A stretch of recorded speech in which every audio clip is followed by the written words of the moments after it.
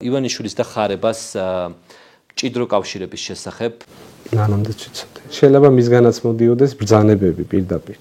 ივანიშვილისგან? რა თქმა უნდა. წლის ბოლო ეთერი და წლის მთავარი ექსკლუზივი. ეს ინტერვიუ ეთერში გავა მაშინ, როდესაც თქვენ აქ აღარ იქნებით. ეს ინტერვიუ რო გავიდეს და მე რო აქ დავრჩე, მეორე დღეს ჩემს სახლში შეიძლება კილოგრამ ნახევარი კოკაინი ამოიღო. როდესაც სისხლიანი ნოემბრის შემხედვარემ თქვა რომ მიდიოდა, უთხრეს რომ შვილებს მოუკლავდნენ. ჯეროდა და მწამდა რომ სხვისი უსაფრთხოება უნდა დამეცვა და პირველად გავაანალიზე ცხოვრებაში რომ საკუთარი შვილები მყავს დასაცავი. გემუქრებოდნენ რომ შენ შვილებს მოკლავდნენ? შვილებს განსაკუთრებით. ფიზიკური ანგარიშსწორების, ლიკვიდაციის. ეს მუქარა იყო თუ სისრულეში მოიყვანეს?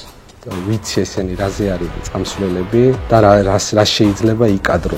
სპეცსაზმის ერთ-ერთი შეფი, ვინც დარბევის დღეს რეჟიმს ზურგი აქცია 8 საათზე ამ ეთერში ალაპარაკდება. ვინ არიან კაცები შავებში? ესეთი დეპარტამენტი არაზოს არ ყოფილა. ვინ არიან აი ეს მორბენალთა რაზმი? დედედეს თანამშრომლები ნამდვილად არ არის. ვინ არიან აი ეს ჯავათები, რომლებიც ამ განსაკუთრებულ სისასტიკეს იჩენენ? არც ქალაქის პოლიციის თანამშრომლები არიან, არც ეკაპედეს თანამშრომლები. მემორჩილებიან მხოლოდ ხარებას. კი. ძალოვანების ჯგუფი ყავს ხარებას, რომელსაც ვერავინ ვერ ეხება და ვერ აკონტროლებს. დღეს ეგ მოცემულობა დღეს. ის 22 წელი ამ სისტემაში იყო. იცის ყველაფერი, რაც ამ სისხლიანი ნოემბრის უკან დგას.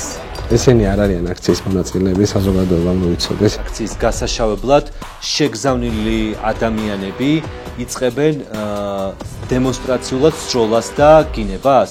500 და 1000 ლარიანი შეგზავნილი პროვოკატორები, რომლებიც სპეციალურად და მიზანმიმართულად ახდენენ გინებას, სროლას და მე ხლიანი აქციონ მახინჯად და დემონიზებული. შაბათს 28 დეკემბერს ის რომ ჩვენი შვილების ტოლა ბავშვებს უმოწყალოთ ქუჩაში სცემენ და ამ ყველაფრის მონაწილე ვარ, ფიზიკურად ამას ვერც ემოციურად და ვერც მორალურად ვეღარ გავუძელი. ბევრად უფრო მძიმე დღეები გაიარე, ვიდრე ამ ინტერვიუში ყვები. ჯოჯოხეთი გამოვიარე. ეხლა ეგ სნაიპერი მე და მე მიზნებში უძრავი სამიზნე გახდიო შენ. 8 საათიდან მოусმინე და ნახე, ვის ხელშია ჩვენი ქვეყანა. ადამიანებს აქცევდნენ ალყაში იმისთვის რომ სამაგალითოდ დაესაჯათ ისა. ეს ცემა არის მიზანმიმართული და ეს რასაც ჩვენ უყურებთ ეს გადაცდომა არ არის.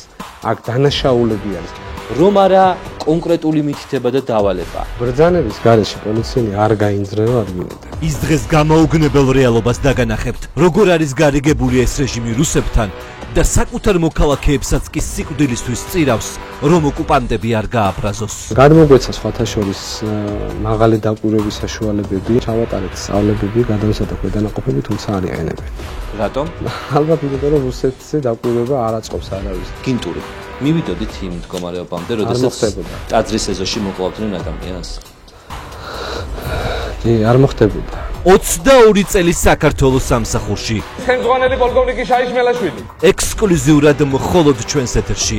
პოლკოვნიკი ირაკლი შაიშმელაშვილი.